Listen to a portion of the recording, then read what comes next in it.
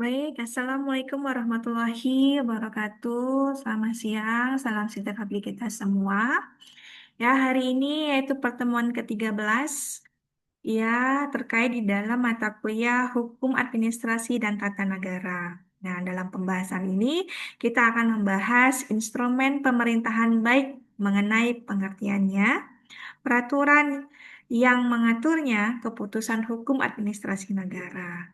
Nah, kita akan melihat terkait di dalam materi penjelasan sebelumnya, ya, di mana terkait di dalam materi pembahasan sebelumnya, yaitu AAUTB adalah ya pondasi normatif dan etik dalam penyelenggaraan pemerintah yang adil, transparan, dan bertanggung jawab. Fungsinya tidak hanya sebagai pedoman internal sebagai pejabat pemerintah, tetapi juga sebagai alat kontrol hukum terhadap kekuasaan administrasi negara. Ya, penerapan AUPB secara konsisten adalah kunci untuk mewujudkan good governance, ya, good governance dan negara hukum yang demokratis. Jadi memang penjelasan sebelumnya ini terkait di dalam ya penyelenggaraan pemerintah yang adil, transparan, dan bertanggung jawab. Ya, di dalam pertemuan ke-13 ini ya capaian pembelajaran yaitu mahasiswa ya mampu memahami dan menjelaskan instrumen pemerintahan baik mengenai pengertian ya, pengaturan yang mengaturnya, serta keputusan hukum administrasi negara, unsur-unsur dari keputusan, dan macam-macam keputusan dari syarat-syarat membuat suatu keputusan. Ya, jadi inilah yang menjadi capaian pembelajaran. Ya, kalau daftar pustaka atau pustaka yang saya ambil bisa adik-adik pahami ya terkait di dalam hukum administrasi negara dan tata negara. Berikutnya adalah kita masuk terkait di dalam pengertian instrumen pemerintahan. Instrumen pemerintahan adalah alat atau sarana hukum yang digunakan oleh pemerintah atau pejabat administrasi negara dalam melaksanakan tugas dan wewenang untuk mengatur, mengarahkan, atau memberikan layanan kepada masyarakat. Ya, instrumen ini bisa berbentuk keputusan, kebijakan, perizinan, larangan, rekomendasi, dan lain-lain sebagainya. Ciri-ciri umum instrumen pemerintahan, ya, kita akan melihat ya dikeluarkan oleh pejabat pemerintahan yang berwenang, ya, yang berwenang. Menimbulkan akibat hukum bagi masyarakat atau badan hukum tertentu. Bertujuan untuk mewujudkan tertibnya administrasi, layanan publik, dan kepastian hukum. Contoh dari instrumen pemerintahan adalah surat keputusan ya atau SK pejabat, izin usaha atau izin lingkungan, rekomendasi teknis ya atau kebijakan BLED dalam bentuk peraturan kepala daerah, surat edaran dan sebagainya. Inilah yang dimaksud dalam ciri-ciri umum instrumen pemerintahan. Jadi, mahasiswa-mahasiswi sekalian dapat memahami terkait di dalam pengertian instrumen pemerintahan, ciri-ciri umum terkait di dalam sistem pemerintahan. Apalagi adalah instrumen ini berbentuk dari keputusan, kebijakan, regulasi, ya, perizinan, larangan, dan rekomendasi. Jadi inilah yang harus kita pahami terkait di dalam pengertian umum dan ciri-cirinya dan contoh dari instrumen pemerintahan. Berikutnya adalah peraturan yang mengatur dalam instrumen pemerintahan. Ya, diatur dalam berbagai peraturan perundang-undangan, baik dalam konteks umum maupun sektoral.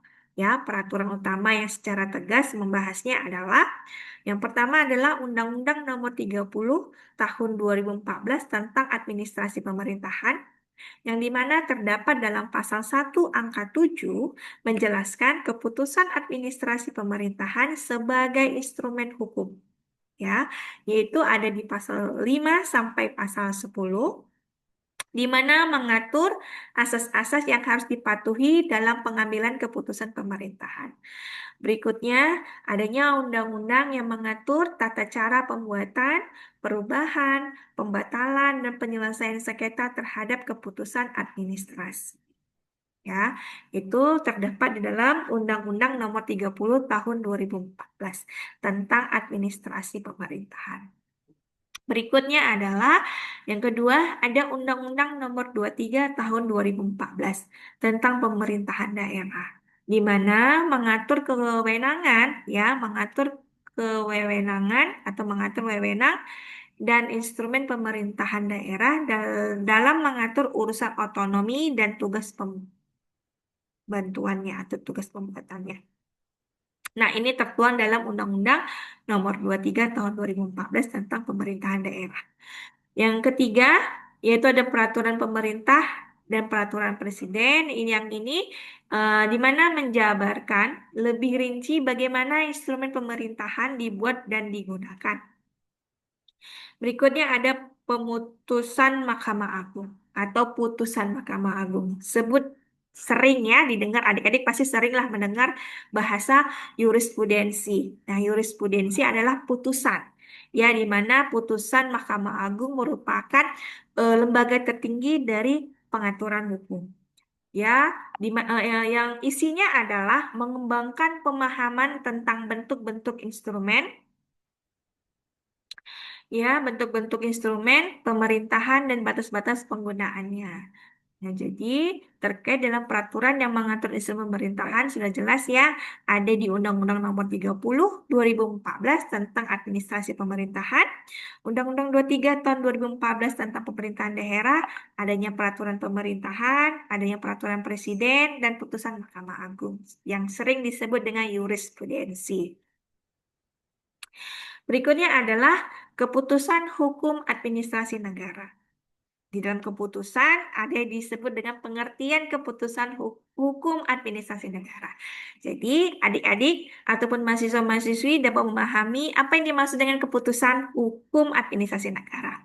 Adalah keputusan hukum administrasi negara atau Besluit adalah penetapan tertulis yang dikeluarkan oleh badan atau pejabat pemerintahan dalam rangka menjalankan kewenangan administratif yang berisi norma konkret, individual, dan final, serta menimbulkan akibat hukum bagi warga negara.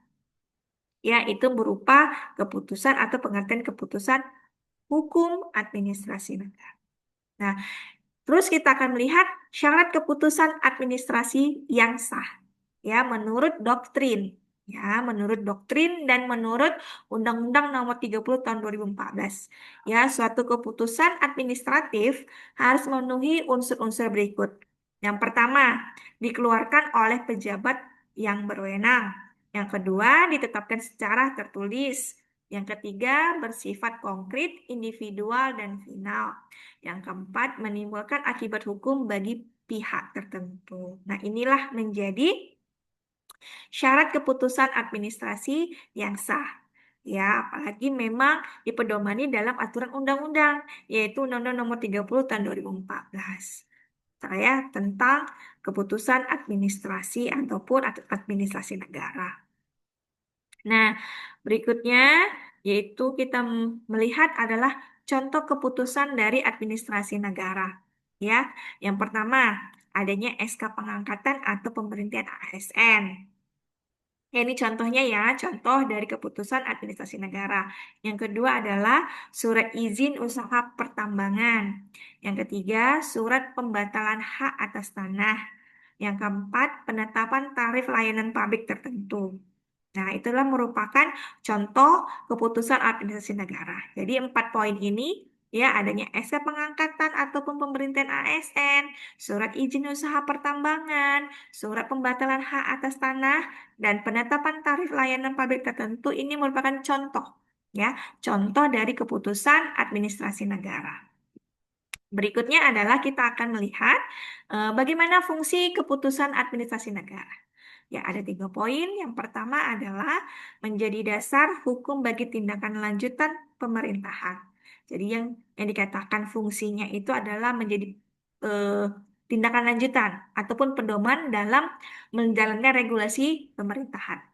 Ya, menjadi dasar hukum eh, bagi tindakan lanjutan pemerintahan. Yang kedua adalah menentukan hak dan kewajiban pihak yang berkenanan keputusan. Jadi menentukan hak dan kewajiban di dalam keputusan administrasi negara, ya bisa kita lihat di dalam surat keputusannya itu, ya di dalam pasal per pasalnya pasti akan menentukan hak dan kewajiban, ya dalam para pihak yang terkena keputusan. Nah, inilah fungsi dari keputusan administrasi negara.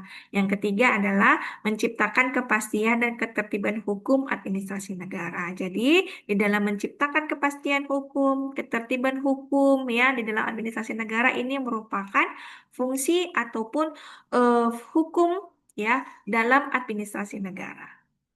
Jadi adik-adik bisa melihat di dalam slide ini adalah melihat bagaimana sih contoh maupun fungsi keputusan administrasi negara. Baik, berikutnya adalah terkait di dalam eh,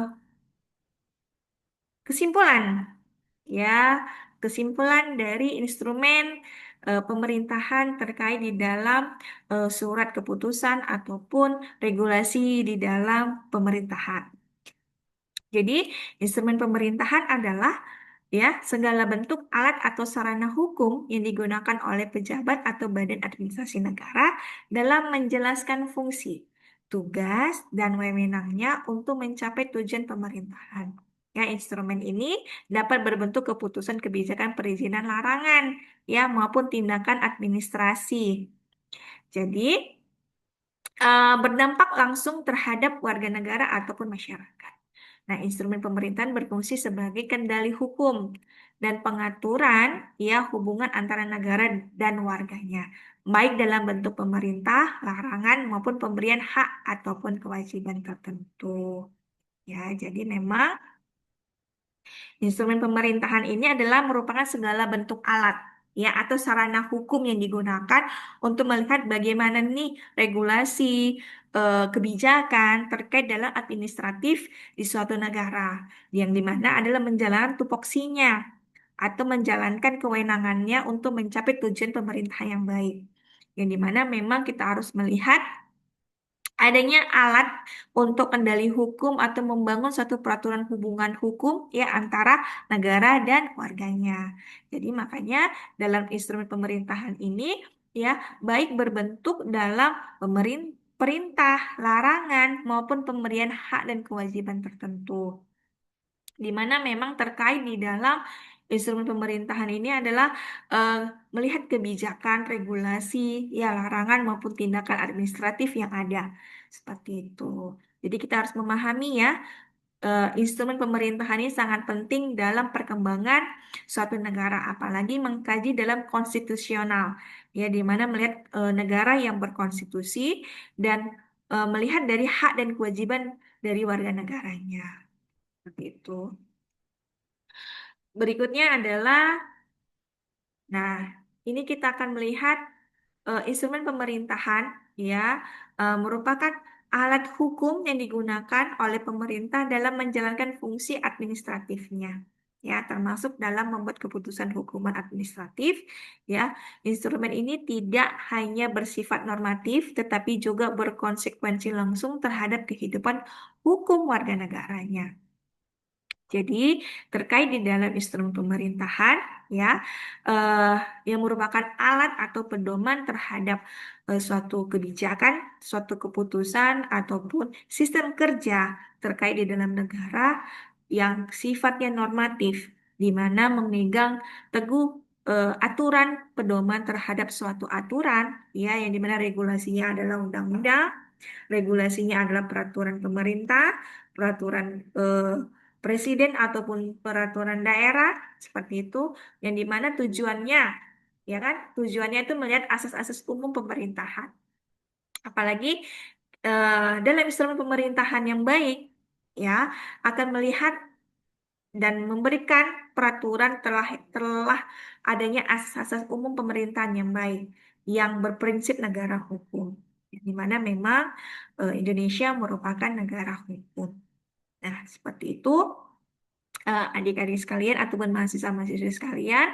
Nah, dalam pembahasan instrumen pemerintahan, ya, yang berfungsi sebagai kendali hukum dan mengatur hubungan antara negara dengan warganya, ya, baik dalam bentuk perintah, larangan, maupun pemberian hak dan kewajiban tertentu. Jadi adik-adik bisa paham, ya, terkait di dalam eh, pertemuan ke-13 ini, yaitu instrumen pemerintahan baik mengenai pengertian peraturan yang mengaturnya, keputusan hukum administrasi negara. Baik ya adik-adik. Nah, kesimpulannya adalah emang terkait di dalam eh, fungsi sebagai kendali hukum dan mengatur hubungan antara negara dan warga negaranya. Yang dimana dalam bentuknya itu suatu instrumen pemerintahan, ya, isinya mengenai perintah, larangan maupun pemberian hak ataupun kewajiban tertentu. Ya, baik ya, mahasiswa-mahasiswa sekalian. Nah, di sini ada tanya jawab atau kuis. Dan pertanyaan ini bisa adik-adik jawab atau mahasiswa-mahasiswi jawab dalam kantong soal atau kuis yang ada di portal adik-adik sekalian. Baik, terima kasih pertemuan hari ini, ya, pertemuan ke-13 ini. Ya, demikian saya sampaikan, saya akhirin. Wassalamualaikum warahmatullahi wabarakatuh.